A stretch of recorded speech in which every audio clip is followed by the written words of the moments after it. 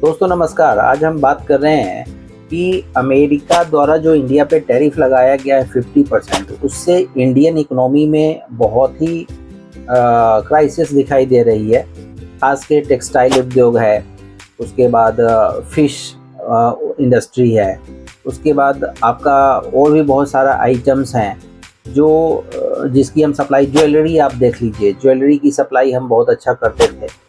इन सब की सप्लाई पे 50% टैरिफ लगने से आज इंडिया की जो एक्सपोर्ट है वो बहुत ही क्राइसिस से गुजर रही है। हमें बहुत ज़्यादा एक्सपोर्ट लॉस हो रहा है। अब बात आज हम ये करने वाले हैं कि इस एक्सपोर्ट लॉस को रिकवर हम कैसे करें। भारत सरकार क्या कदम उठाए, इंडियंस क्या कदम उठाए जिससे इस एक्सपोर्ट लॉस को रिकवर किया जा सके। चैनल पर पहली बार आए हैं तो चैनल को सब्सक्राइब कर लीजिए, वीडियो को लाइक कर दीजिए। चलिए हम डिटेल में बात करते हैं। देखिए, एक्सपोर्ट लॉस रिकवरी के लिए भारत को कुछ ऐसे पॉइंट्स हैं जिन पे गौर करना बहुत ज़रूरी है। उसमें नंबर 1 तो ये है कि नए बाज़ारों की तलाश इंडिया को करनी चाहिए। अब हम अपने निर्यात को सिर्फ अमेरिका पे निर्भर तो नहीं रख सकते हैं। इसके लिए हमें नए बाज़ारों की तलाश करनी पड़ेगी, जिसमें आपका मेन तो यूरोपियन यूनियन है, अफ्रीका है, लैटिन अमेरिका है, मध्य एशिया है, एशियान देश हैं। इन सब जगहों पे हम अपने अवसर तलाश सकते हैं। इन जगहों पे हम अपने एक्सपोर्ट को, जो यूएस को एक्सपोर्ट करते थे, उसको डाइवर्ट करके अपनी एक्सपोर्ट लॉस को रिकवर कर सकते हैं। दूसरे पॉइंट की अगर हम बात करें तो फ्री ट्रेड एग्रीमेंट के थ्रू हम द्विपक्षीय क्षेत्रीय व्यापार समझौता कर सकते हैं। इसके आधार पर फ्री ट्रेड एग्रीमेंट को अगर हम करते हैं बहुत देशों के साथ, जैसे अभी हमने ब्रिटेन के साथ किया है फ्री ट्रेड एग्रीमेंट, अभी यूरोपियन यूनियन के साथ बात चल रही है लेकिन अभी फाइनल हुआ नहीं है। अगर वहाँ से फ्री ट्रेड एग्रीमेंट हो जाता है तो हमारा माल वहाँ पे खपना शुरू हो जाएगा। तो ये फ्री ट्रेड एग्रीमेंट पे भी फोकस्ड होना ज़रूरी है।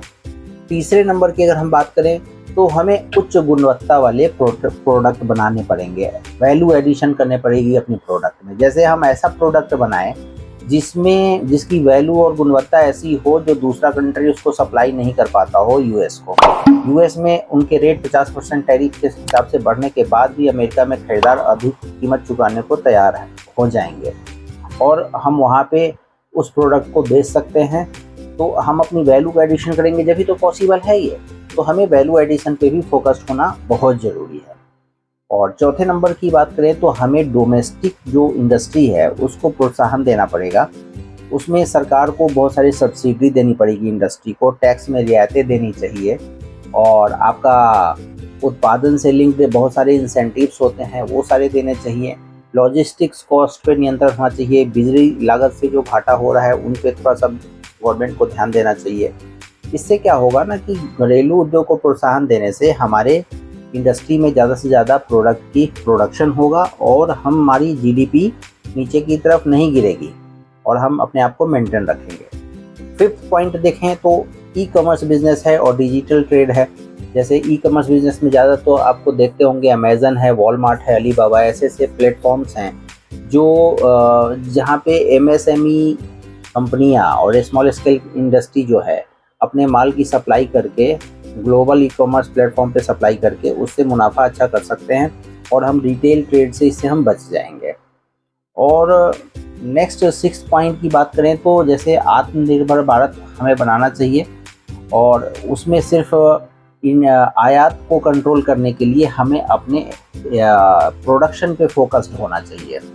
ये चीज़ें हैं, इनको हम ध्यान रख के आत्मनिर्भर भारत कर सकते हैं, मेक इन इंडिया बना सकते हैं और मेक इन इंडिया के थ्रू हम उतने प्रोडक्ट की मैन्युफैक्चरिंग कर लें ताकि हम सेल्फ डिपेंडेंट हो जाए।